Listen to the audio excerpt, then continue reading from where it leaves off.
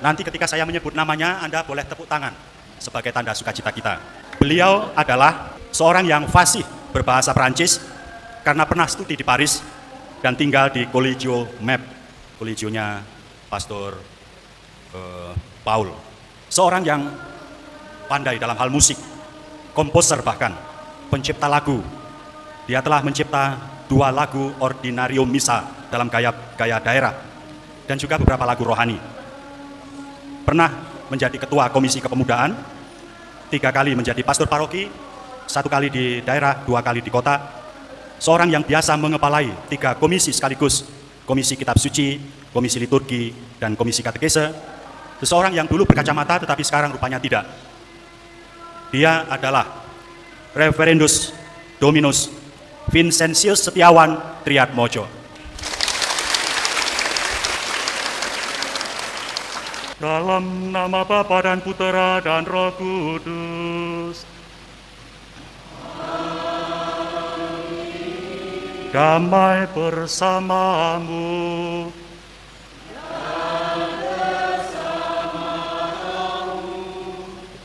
Saudara-saudari yang terkasih, selamat sore, berkah dalam. Kita sudah lama tidak berjumpa. Saya meminta kepada pastor paroki agar bisa misa pada sore hari ini. Kita bersyukur bahwa kita dapat bertemu kembali dan kita sehat. Hari ini kita sudah memasuki minggu Advent keempat.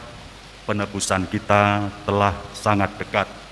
Tuhan yang penuh kasih, yang mencintai manusia dengan kasih yang total, yang tanpa pamrih, tanpa pilih kasih, mengangkat kita menjadi anak-anaknya dalam penebusannya.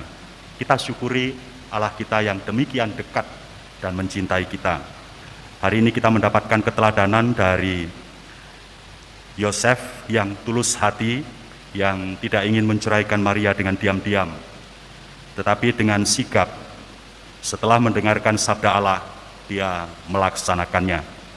Adalah juga panggilan untuk kita setiap saat untuk melaksanakan kehendak Allah. Berbeda dengan Ahaz, Yosef disebut tulus hati. Ahaz dalam bacaan pertama seakan-akan sangat santun. Aku tidak mau mencobai Tuhan Allah. Lalu Yesaya mengatakan, kalau demikian Tuhan sendiri yang akan memberi tanda seorang perempuan akan mengandung. Mengapa Ahaz? Saya katakan seakan-akan santun, karena kata-katanya yang tidak mau mencobai Tuhan Allah, sesungguhnya berarti dia tidak mengandalkan Allah. Dalam permusuhan dengan bangsa lain, dia mengandalkan kekuatan senjata. Dia tidak mau berdamai dengan orang lain, dengan bangsa lain. Dia ingin berperang. Dia tidak beriman, tidak mengandalkan Allah, tetapi mengandalkan kekuatan sendiri. Karena itu, saya mengatakan dia seakan-akan santun, tetapi dia sebetulnya orang yang jahat. Sekali lagi berbeda dengan Ahaz, Yosef seorang yang tulus hati. Yosef seorang yang percaya kepada Allah dan membawa iman itu untuk misi keselamatan bagi semua manusia, dan dia tidak mementingkan pemikirannya, kehendaknya, rencana-rencana dirinya.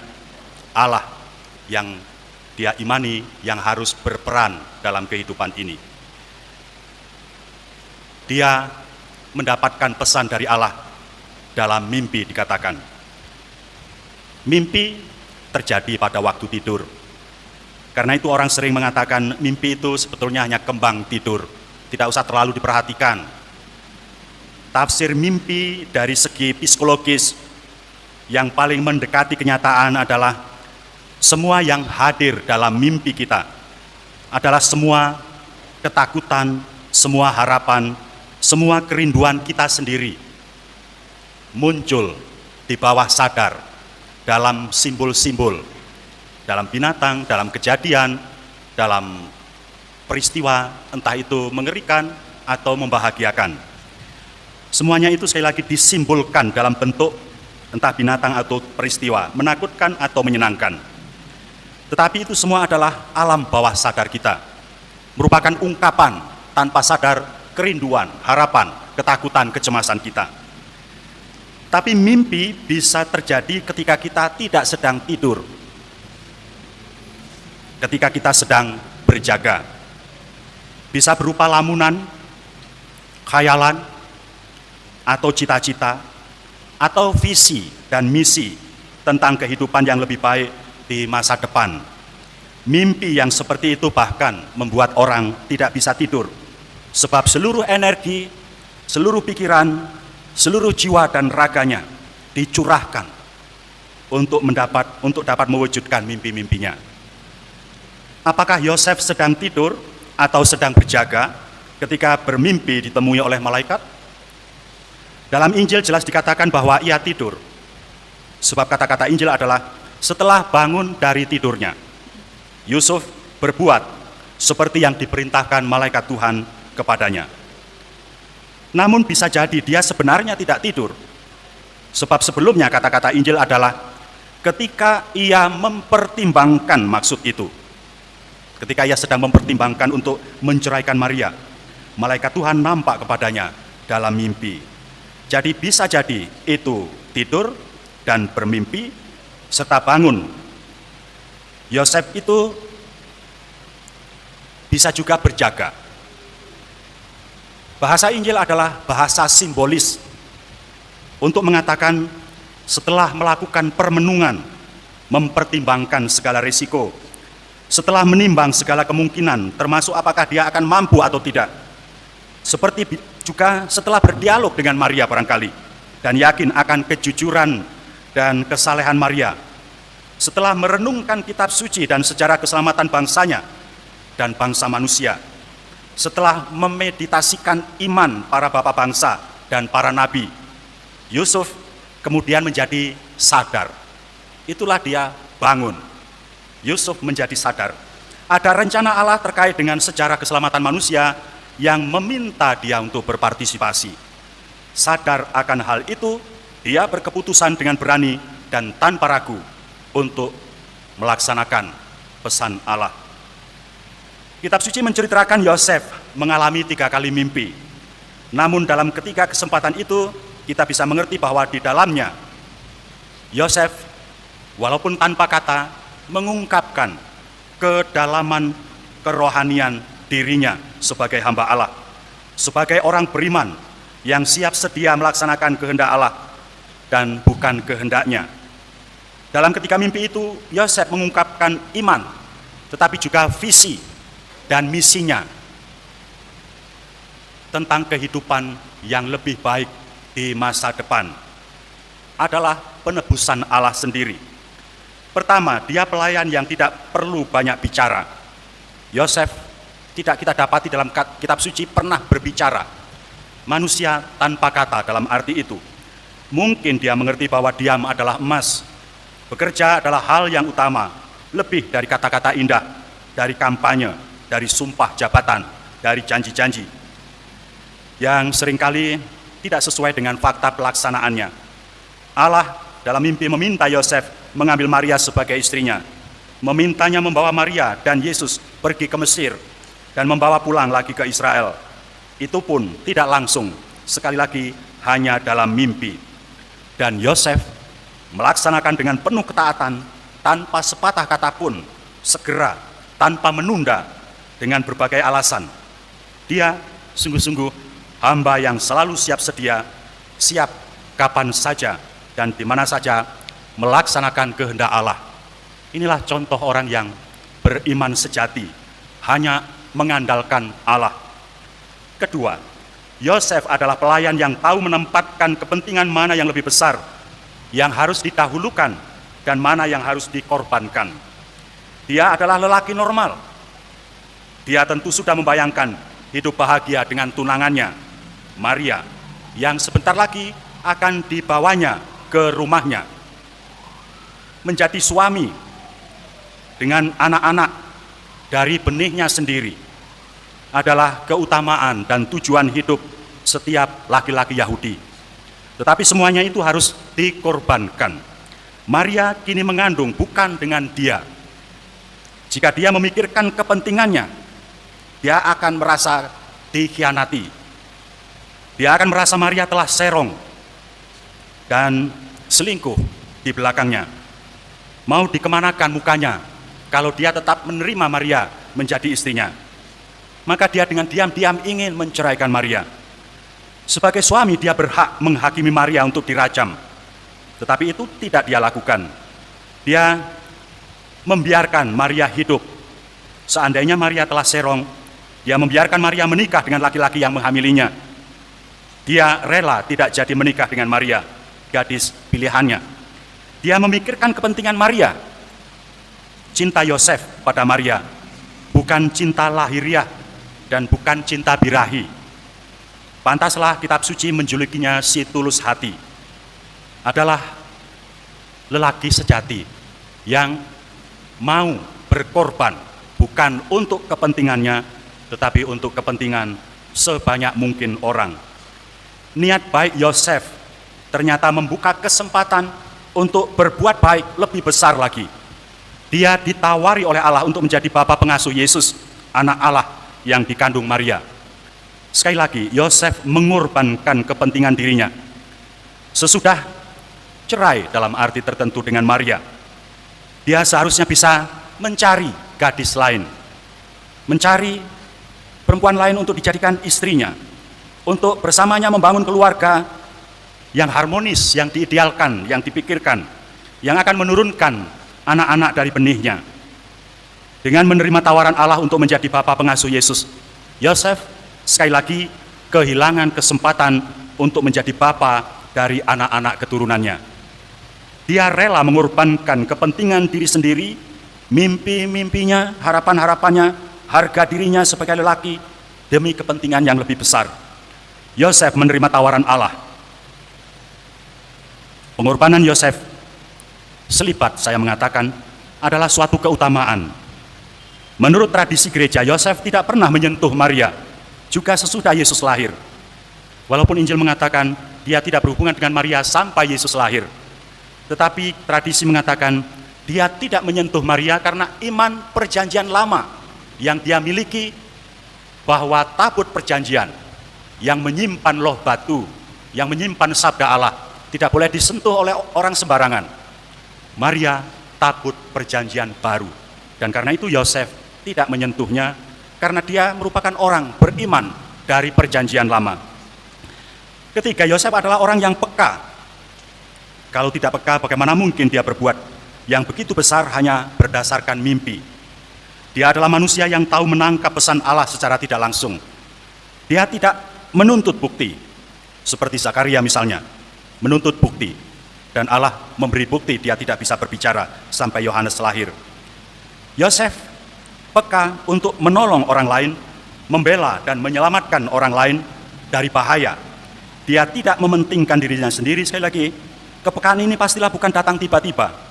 Dia pasti melatihnya sejak kanak-kanak, seperti nampak bagaimana dia mendidik Yesus sejak kecil untuk beriman kepada Allah. Dia pasti juga mendapatkan pendidikan iman dari orang tuanya yang saleh, yang kemudian dilakukannya dalam mendidik Yesus, anak asuhnya. Keempat, Yosef ternyata manusia yang bersedia bekerja di balik layar, tidak menonjolkan diri. Dia tahu diri bahwa tokoh utama keselamatan adalah Yesus, anaknya, anak asuhnya. Sebagai seorang bapa, dia sebenarnya bisa mengambil kesempatan untuk numpang tenar, mencari pamrih, keuntungan pribadi, materi, kedudukan. Tapi itu tidak dilakukannya. Dia tahu tugasnya mengasuh, menjaga, mendidik, membesarkan, agar anaknya suatu saat siap melaksanakan tugasnya. Ketika tugasnya selesai, dia pun rela mundur dari panggung. Kitab suci tidak pernah lagi menyebut Yosef setelah menemukan Yesus di bait Allah. Santo Yosef, manusia pekerja tanpa suara, tetapi peka akan suara Allah. Manusia yang selalu siap kapan saja untuk berkorban dan bersedia bekerja di balik layar. Tidak mengklaim suatu tugas atau milik harus dipertahankan mati-matian.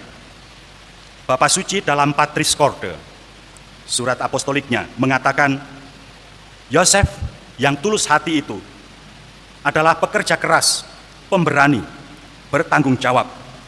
Dia adalah cermin dari Allah sendiri, yang adalah Bapa yang baik hati, yang menyayangi umat manusia.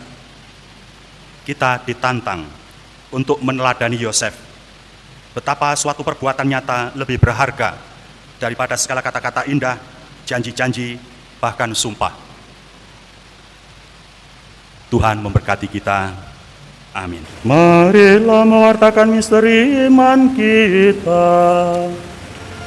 Setiap kali kami makan roti ini dan minum dari piala ini, wafat-Mu Tuhan kami wartakan hingga Engkau datang.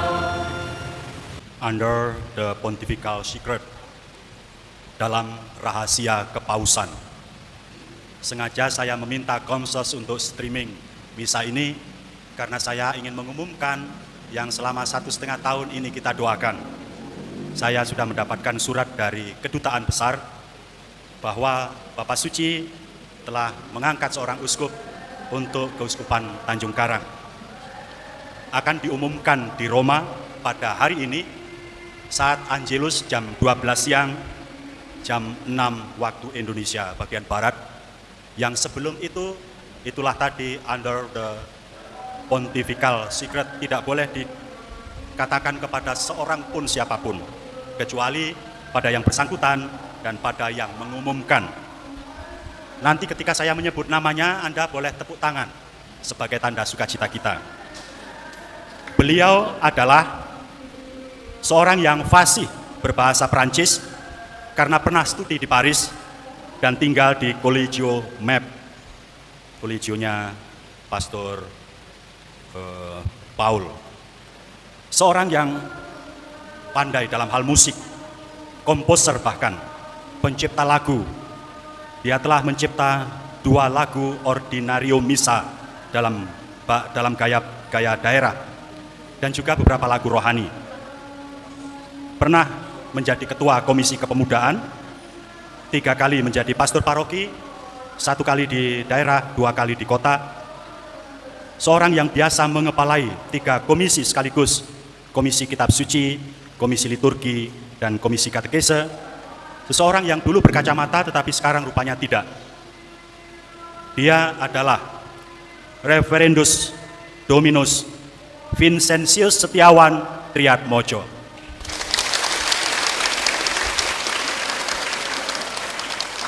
Seorang imam diosesan dari Keuskupan Agung Palembang.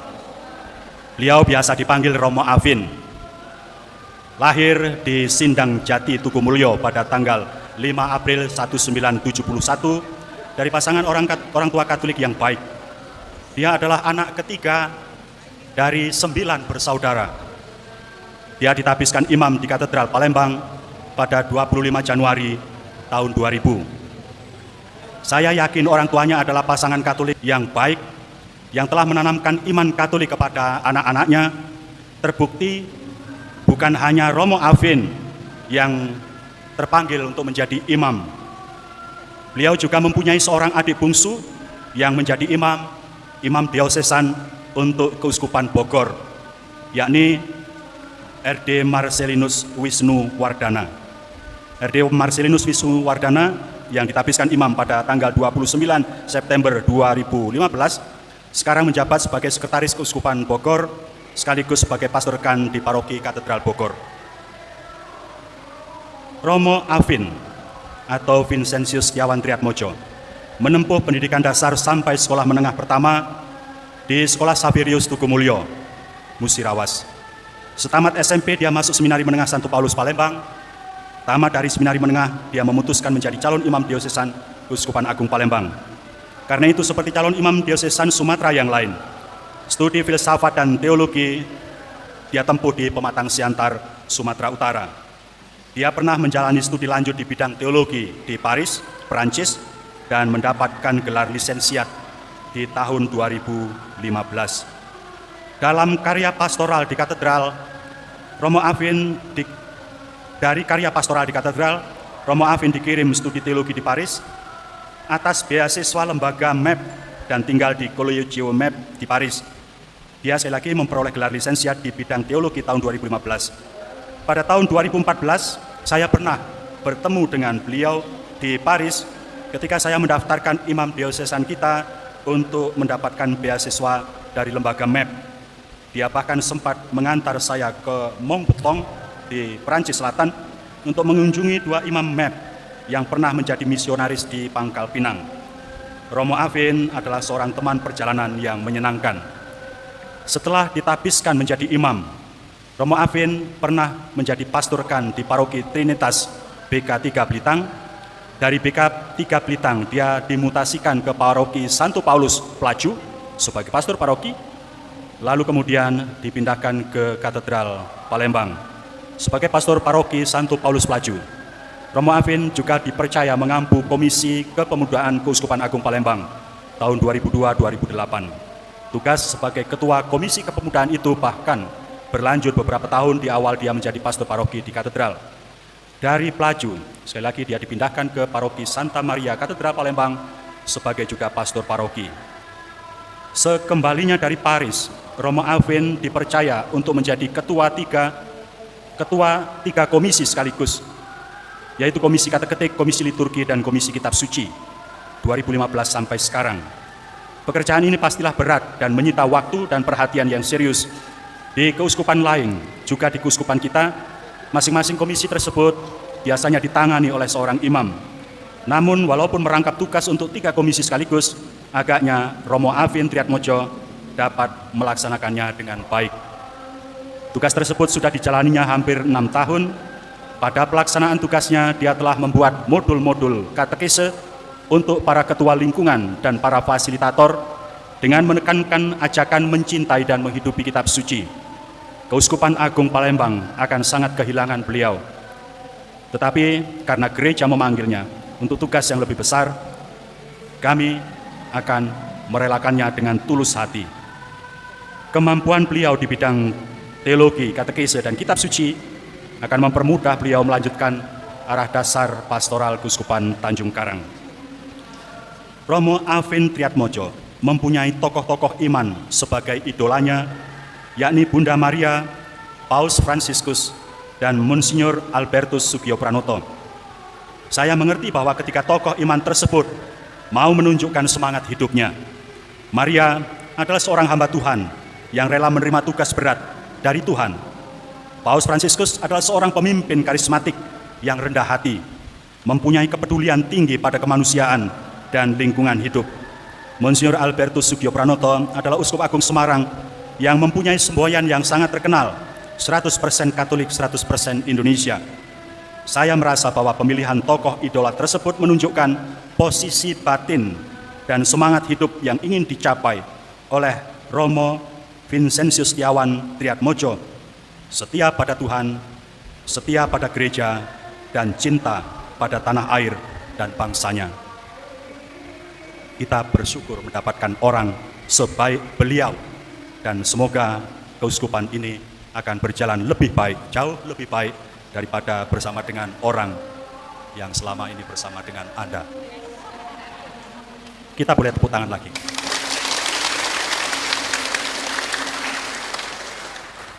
Kita mengakhiri perayaan Ekaristi ini dengan berkat Tuhan. Tuhan bersamamu.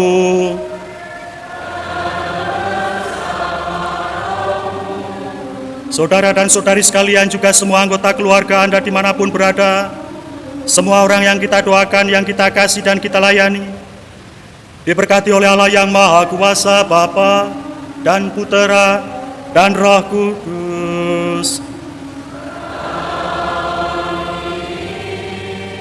Pergilah, perayaan Ekaristi telah selesai.